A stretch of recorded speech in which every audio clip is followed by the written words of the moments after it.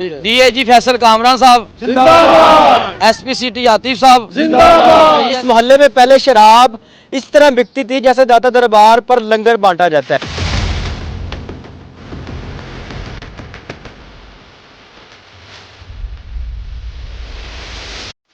हाँ जी, इन्ना दुध नहीं विकता जिन्नी शराब पुलिस बगा रही है।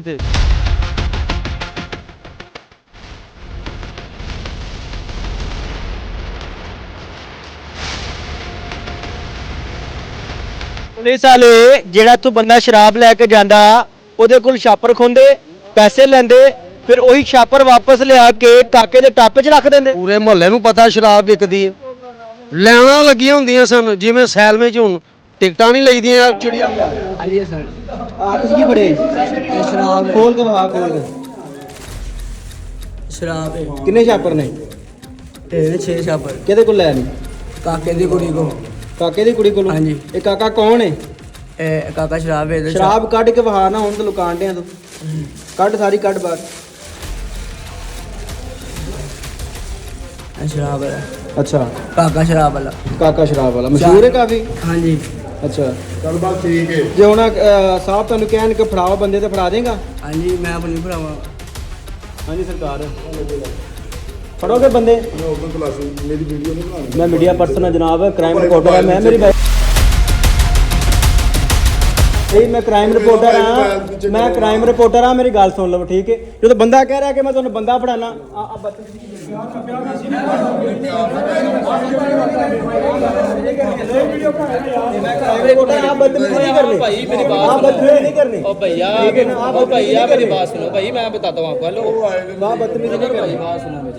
भजन अगर वो बंदा तुहानू कह रहा कि मैं बंदा फड़ाना फड़ाओ बंदे जाके फड़ो। बदतमीजी कर रहा है, मोबाइल फाड़ रहे हैं। आप साथ एक वीडियो देख रहे हैं जिस वीडियो में एक बच्चा शराब बेचता हुआ नजर आ रहा है।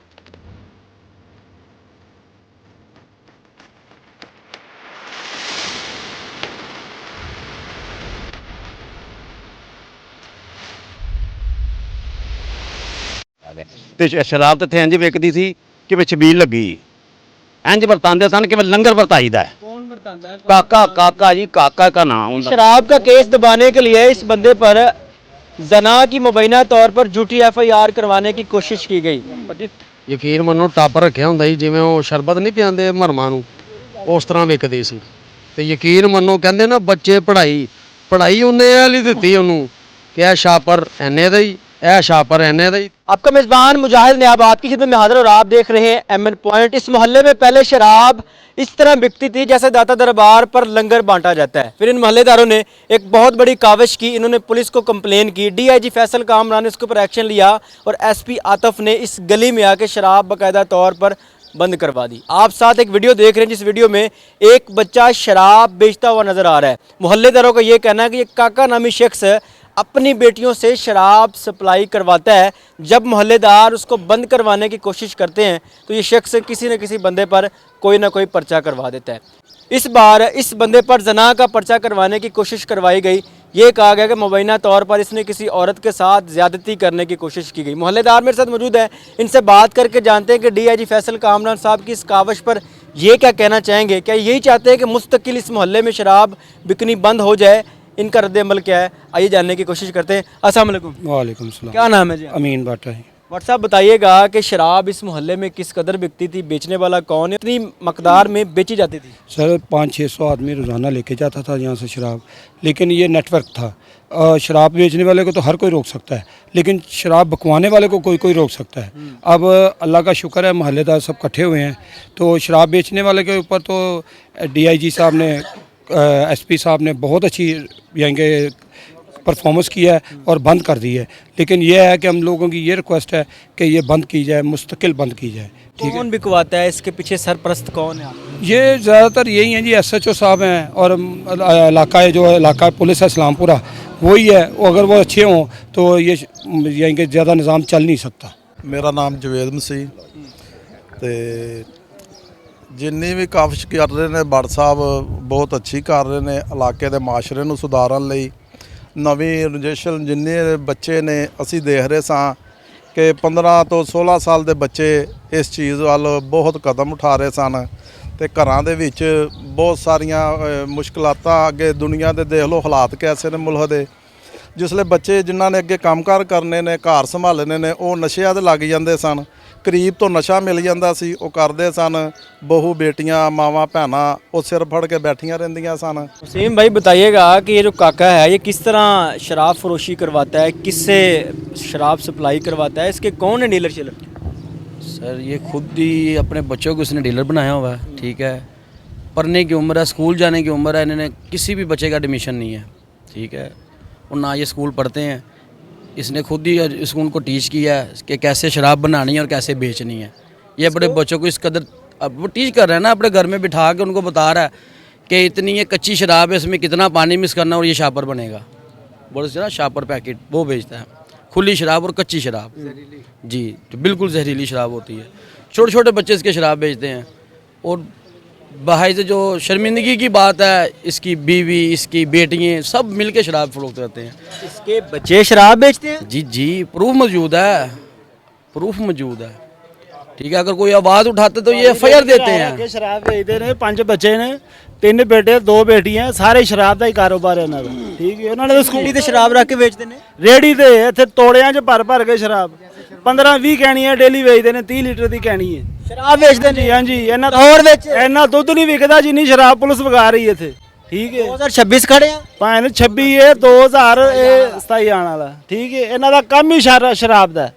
ਇਹ ਸ਼ਰਾਬ ਬੰਦ ਕਰਾਈ, ਹੁਣ ਜ਼ਨਾ ਦਾ ਪਰਚਾ ਪਾਣ ਦੇ ਨੇ ਤੁਹਾਡੇ ਤੇ। ਹਾਂਜੀ, ਮਹੱਲੇਦਾਰਾਂ ਪਤਾ ਲੱਗਿਆ ਕਿ ਤੁਹਾਡੇ ਤੇ ਐਪਲੀਕੇਸ਼ਨ ਉਹਨਾਂ ਕਰਵਾਈ ਹੈ ਕਿ ਤੁਸੀਂ, ਪਤਾ ਚੱਲਿਆ ਕਿ ਤੁਹਾਡੇ ਖਿਲਾਫ ਵੀ ਐਪਲੀਕੇਸ਼ਨ ਦਿੱਤੀ ਕਿ ਤੁਸੀਂ ਕਿਸੇ ਔਰਤ ਨਾਲ ਜ਼ਿਆਦਤੀ ਕਰਨ ਦੀ ਕੋਸ਼ਿਸ਼ ਕੀਤੀ ਮੁੰਬਈ ਨਾਲ। ਇਹ ਤੇ ਸਰ ਮੈਂ ਕੋਈ ਜ਼ਿਆਦਤੀ ਕੀਤੀ ਹੈ, ਬੰਦੇ ਬੈਠੇ ਮਹੱਲੇਦਾਰ ਨੇ, ਇੱਥੇ ਕਿਸੇ ਨੂੰ ਚੰਡ ਮਾਰੋ ਤੇ 50 ਬੰਦਾ ਇਕੱਠਾ ਹੋ ਜਾਂਦਾ। ਜੇ ਜ਼ਨਾ ਜ਼ਬਰਦਸਤੀ ਹੋਇਆ ਤੇ ਕੋਈ ਦੱਸੇ ਹਾਂ ਵੀ ਸਾਨੂੰ ਕੋਈ ਸ਼ੋਰ ਸ਼ਰਾਬਾ ਜਾਂ ਸਾਨੂੰ ਕਿਸੇ ਨੇ ਆ ਕੇ ਤਲਾਹ ਦਿੱਤੀ ਵੀ ਇਹ ਜ਼ਨਾ ਹੋਇਆ ਮੇਰੇ ਨਾਲ। ਜ਼ਨਾ ਐਵੇਂ ਹੀ ਜੰਗਲ 'ਚ ਬੈਠੇ ਨੇ, ਜ਼ਨਾ ਹੋ ਗਿਆ। ਉਹ ਹੁਣ ਸ਼ਰਾਬ ਖੋਲਣਾ ਇਸ ਕੇ ਆਪਣਾ ਜ਼ਨਾ ਤੇ ਫਲਾਣਾ ਤੇ ਟਮਕਾਣਾ, ਉਹਨਾਂ ਦੇ ਸ਼ਰਮ ਨਹੀਂ ਆ ਰਹੀ। ਆਪ ਕੰਜਰ ਹੋ ਗਏ ਨੇ, ਸਾਨੂੰ ਵੀ ਕੰਜਰ ਕਰਨ ਦੇ ਨੇ ਇੱਥੇ। ਇਹ ਮਹੱਲੇ ਦਾ ਉਹਨਾਂ ਦੀ ਬਰਾਦਰੀ ਪੁੱਛੋ, ਕਿਸੇ ਇੱਕ ਨੇ ਵੀ ਜਾ ਕੇ ਕਿਹਾ ਜੀ ਮੇਰੇ ਨਾਲ ਜ਼ਿਆਦਤੀ ਹੋਈ ਹੈ, ਜ਼ਿਆਦਤੀ ਹੋਈ ਤੇ ਦੱਸਣਗੇ ਤੁਸੀਂ। ਜ਼ਿਆਦਤੀ ਨਹੀਂ, ਤੁਸੀਂ ਨਹੀਂ ਜ਼ਿਆਦਤੀ ਕੋਈ ਰੇਪ ਤੇ ਮੈਂ ਤੁਹਾਡੇ ਸਾਹਮਣੇ ਖਲੋਤਾ ਹਾਂ। ਜ਼ਨਾ ਕਰਨ ਵਾਲਾ, ਜ਼ਿਆਦਤੀ ਕਰਨ ਵਾਲਾ ਬੰਦਾ 'ਚ ਬੋਲ ਸਕਦਾ? ਉਹਦੇ ਪਿਓ ਨੂੰ ਬੁਲਾਇਆ, ਉਹਨੇ ਕੀ ਕਿਹਾ? ਸਾਨੂੰ ਤਾਂ ਪਤਾ ਹੀ ਨਹੀਂ ਕਿ ਚੀਜ਼ ਦਾ। ਉਹਦੀ ਬੇਟੀ ਹੈ। ਜਿਸ ਲੜਕੀ ਨਾਲ ਜ਼ਿਆਦਤੀ ਹੋਈ ਉਹਦਾ ਬਾਪ ਆ ਕੇ ਇਹ ਕਹਿ ਰਿਹਾ ਕਿ ਮੈਨੂੰ ਪਤਾ ਹੀ ਨਹੀਂ ਮੇਰੀ ਕੁੜੀ ਨਾਲ ਕੀ ਹੋਇਆ। ਨਾ ਉਹਦੀ ਬੇਟੀਆਂ ਨੇ ਦੱਸਿਆ ਉਹਨੂੰ ਤੇ ਨਾ ਉਹਨੂੰ ਆਪ ਪਤਾ ਹੈ, ਕਹਿੰਦਾ ਮੈਨੂੰ ਤਾਂ ਪਤਾ ਹੀ ਨਹੀਂ। ਜ਼ਨਾ ਇੰਨਾ ਵੱਡਾ ਕੰਮ ਹੋਇਆ ਹੋਵੇ ਤੇ ਪਿਓ ਨੂੰ नहीं पता होता कुड़ी दे कि मेरी धी ना जना हो गया। नाज़रीन, ये शराब का केस दबाने के लिए इस बंदे पर जना की मुबैना तौर पर झूठी FIR करवाने की कोशिश की गई और जिस बच्ची का ये केस बनाया गया उस बच्ची का बाप क्या कह रहा है, ज़रा ये वीडियो मुलाहिज़ा फरमाइएगा।